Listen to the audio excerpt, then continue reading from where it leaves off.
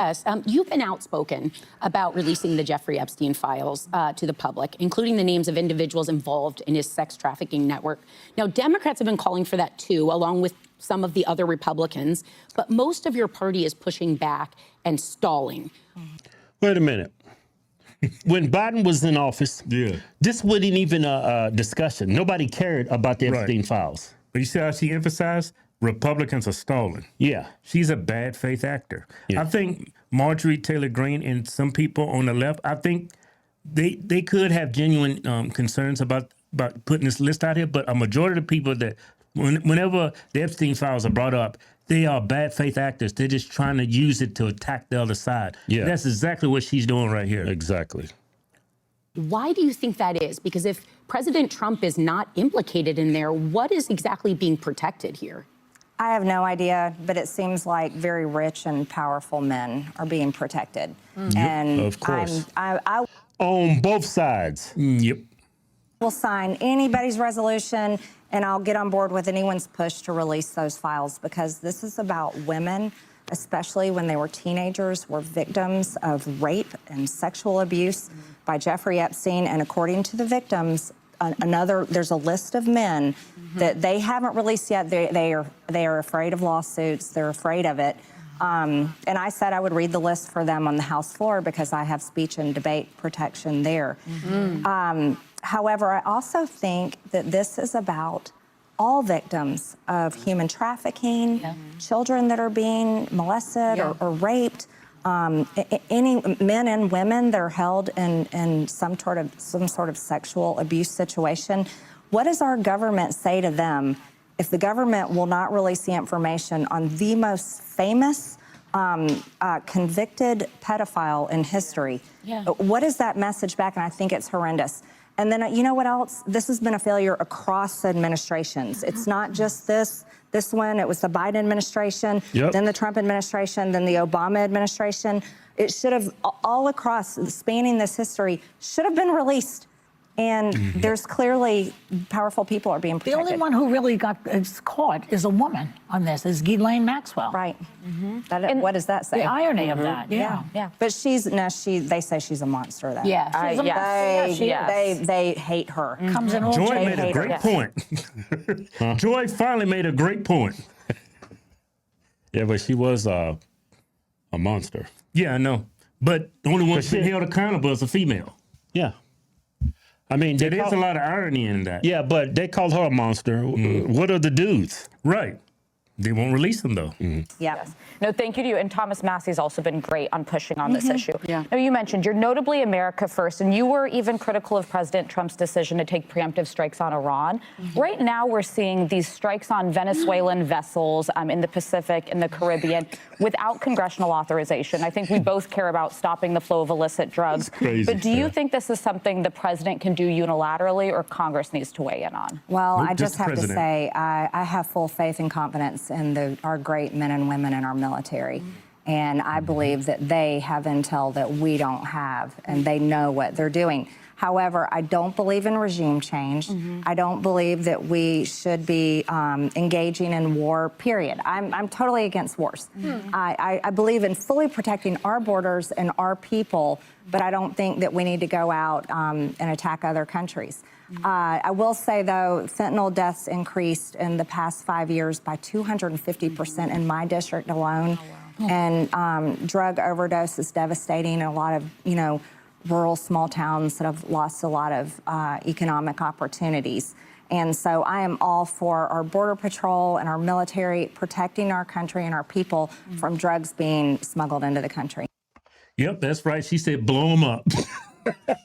Because those people are murderers. Don't show any sympathy or empathy for these people. They murder American citizens on a daily basis. Yeah. Blow them up. Yeah. Send arms, limbs, toes, fingers, mushroom tips, testicles back to that family. Just twirling in the air. Boom! Yeah. No sympathy for those people. Now, Congressman, as we speak, there seems to be a significant divide on the right over whether to give a platform to noted white supremacist Nick Fuentes. Many prominent conservatives like Ben Shapiro, Senator Josh. That word white supremacist has lost all meaning. Yeah, Nick Fuentes, He's not a what. When I see Nick, he's prejudiced. I'm prejudiced. We all have prejudices. But y'all trying to label that man like he want to burn a cross in people's backyard. Yeah. It's just asinine. He wants to discriminate against minorities. It's stupid. Yeah. He's not that man. Yeah. Hawley, Ted Cruz, they've spoken out against amplifying him. You two have had a complicated relationship over the years, but at a moment when anti-Semitism is on the rise, where do you stand on this? Well, first, I'm not anti-Semitic, but I am critical of the Israeli government. Why? Yep. Look, this word anti-Semitism, Yeah, it's just a buzzword. To make you shut up. They're using the same tactics as the Democrat Party use. When you criticize the LGBTQ, what do they call you? Homophobic. Yeah. When you just criticize someone, the Israeli government, you're called anti-Semitic. Anti-Semitic, that's not what anti-Semitic means. Yeah, anti-Semitic means death to all Jews. Yeah, discrimination against Jewish people. Yeah. That's anti-Semitic. Yeah. Equating criticism with anti-Semitism is just a bad faith move. And anybody that use those buzzwords, anti-Semitism, Yeah. they're idiots. They're a joke. They have no leg to stand on. Yeah. It's just a crutch for them to say when they feel uncomfortable, oh man, we getting exposed. You're anti-Semitic. Yeah. All these people are cowards. Yeah. They hide behind that word. Mm-hmm. They hide behind what happened during World War II. Yeah. Instead of using words to defend our arguments. Right. So they try to dehumanize you by calling you anti-Semitic. Yeah. They're a I just joke. mean domestically speaking, because a lot of Nick Fuentes' words are, he hits every group, but very much just Jewish people in general, not Israel, Jewish people. Well, number one, I don't have to agree with his words on attacking people like that. However, as a lawmaker, I think it's incredibly important that I defend our First Amendment for every single American. Of course, that does not apply to death threats or anything like that. However, I think the most important thing we can have as Americans is our free speech, and it can be speech that I either agree with or completely disagree with. Now, there's a lot of Republicans attacking her because they don't believe that. Whenever you attack the Israeli government, they labeled her anti-Semitic. They labeled her as anti-MAGA.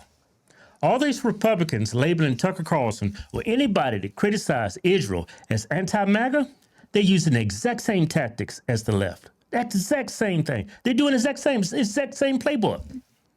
How are you going to tell me I'm anti-MAGA because I don't agree with you on some things? Yeah. Especially a foreign government. And then they have the nerve to say they're America first when they're choosing a foreign government over elected officials, Republicans. Yeah, over Tucker Carlson, who stood up for the January 6ers. Yeah. They rather call themselves Zionists and stand for the Israeli government over actual Americans. That Zionist, that term is so stupid.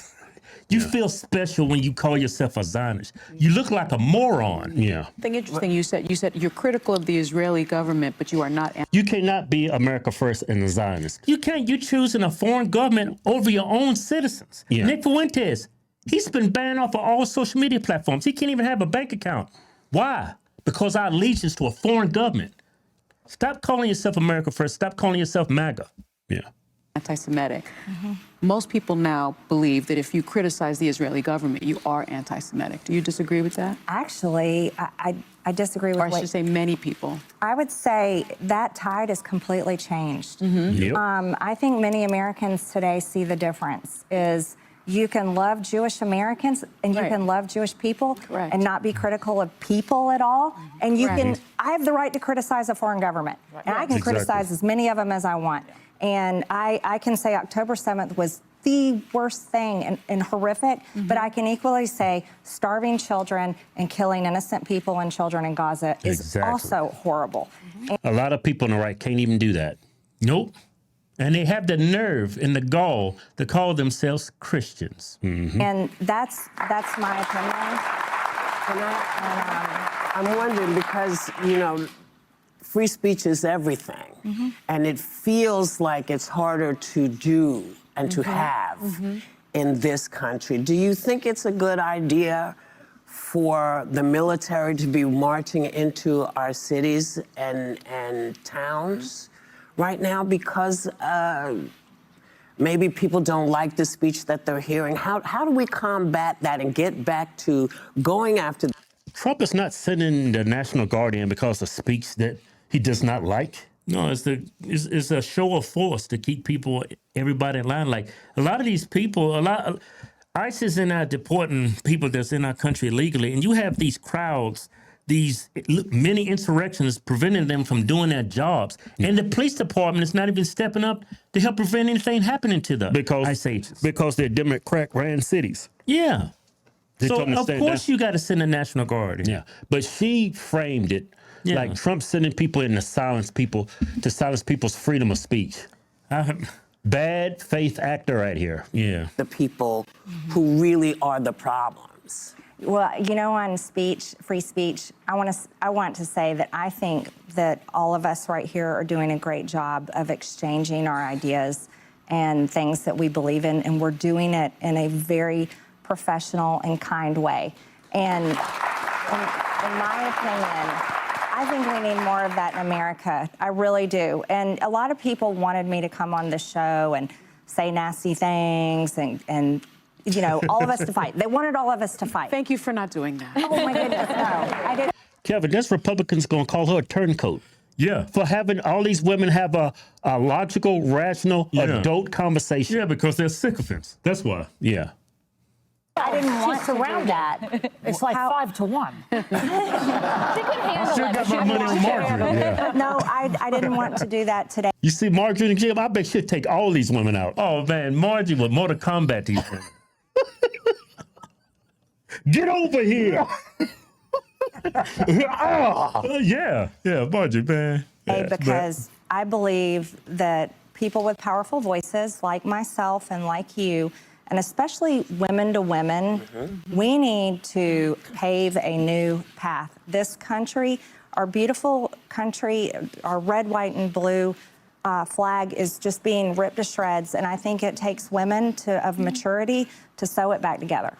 And I think that happens through free speech. Yep, that would help a lot because we got a lot of immature women elected in government. I like how this woman, Marjorie Taylor Greene, humanized herself. Right. Because there's always clips of her. Yeah. These women in particular have dehumanized her over the years. But when she came on this show, she shows she's not the monster that the media has tried to portray her as. Yeah, and you know, I attack women all the time. I always bring up scripture, a Garden of Eden all over again. and I always say women shouldn't, you know, I make jokes about women losing their rights to vote because, you know, but Marjorie is the exception. When I envision a strong, powerful, intelligent, strong woman, I want women to emulate Marjorie Greene. So it's November 4th, it's Election Day, and there are some key races for governor in New Jersey and Virginia. The New York City mayoral race, they're garnering sort of nationwide attention. And as voters head to the polls, 59% of Americans disapprove of how President Trump is handling his job, according to an ABC News, Washington Post, Ipsos poll, so there are a couple. Do you think these elections will be a referendum on Trump's agenda and the Republican agenda? And with the GOP House majority being so slim already, are you worried about 2026? Because the Democrats only need 3 seats net to take over the House. Right. Well, so in 2024, Kamala Harris won Virginia, Kamala Harris won New Jersey, and Kamala Harris won New York, of course. The Democrats, of course, won New York. So I think this election is actually a referendum on where is the Democrat Party. Looking with Mamdani, Andrew Cuomo, and I think it'll be interesting how it turns out today here, as well as those governor races. Yeah. I personally wouldn't, if I lived here, I wouldn't vote for Andrew Cuomo. I was very much against, of course, all these women came out with accusations against him, which I found pretty disgusting. And then the COVID lockdowns and all the people's parents and grandparents who died in nursing homes. Wait a second, you would vote for a Democrat? Why the hell is like Trump and then Elon Musk saying go vote for? I don't get that. Go vote for Cuomo. And Cuomo called Trump all kinds of horrible names. And I was like, why would you endorse him? At all. Why didn't you endorse the Republican? Yes. Doesn't make any sense. I think New York City deserves Mom Donnie. Yeah, I hope he wins. I hope he wins, or how you say her name? Silva? Sleeway or something Sleeway? like that. Yeah. Yeah. But he needs to win because that's the future of the Democrat Party. Y'all just delaying the inevitable. That's the direction of the Democrat Party. Why are you helping the Democrat Party not destroy themselves? Yeah. I don't get that. Yeah. But anyway, let's see what they got I to say. can't believe he did that. Homes. Wait a second. You would vote for a Democratic socialist? I would vote for the Republican candidate. Curtis Who's that? Sliwa. Curtis Sliwa? Yes, yeah. Well, he has That makes more sense, Joy. You jumped to Mamdani. Yeah, but as far as the House is concerned, historically, the majority party loses in the midterms. The only time it didn't Typically, happen was yeah. after 9/11. So you know what I think? I think as Republicans, and I say that as a Republican member of Congress, it's up to us to earn the people's vote and get rehired to be in the majority. And I very much want to do that. So, Marjorie, conservatives were criticizing you for coming on this show. I think you mentioned it already, that there were a few. And you called them, quote unquote, I believe this is you, mostly weak Republican men. So would you like to name names? I'm not one of them. Yeah. Well, I think there's a lot of paid social media influencers. And There I found are. it very interesting that they were the MAGA accounts, but they're all paid. And they all attacked me when I announced I was coming to join you ladies on The View. And All of them got the memo. We need to attack her. And we She's all not a Zionist like us. right. MAGA.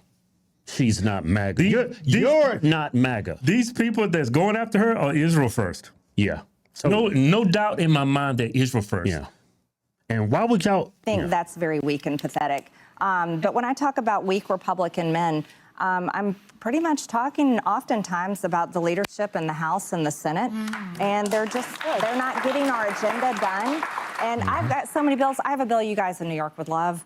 It would end capital gains taxes on the sale of your primary home.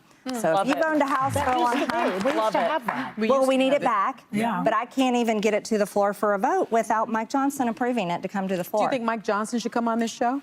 Absolutely, I think Mike Johnson. I guarantee his answer would be, I've never heard of that show. I don't know what it is. He likes to say that. Oh, I've never heard of that. Yeah, he always says that. I've never came across that. Everybody's heard of it except Mike Johnson. I know nothing. You know what? Thank you. Thank you for coming on with us today. Yeah, thank you, Marjorie. Thank you. See, she humanized herself. Thank She you, Marjorie. humanized herself in front of millions of people Yeah. that thought she was like this evil, Yeah. white supremacist loving woman or something. Yeah, she's a Republican that thinks for herself. And the majority of Republicans that's elected nowadays, they're just sycophants.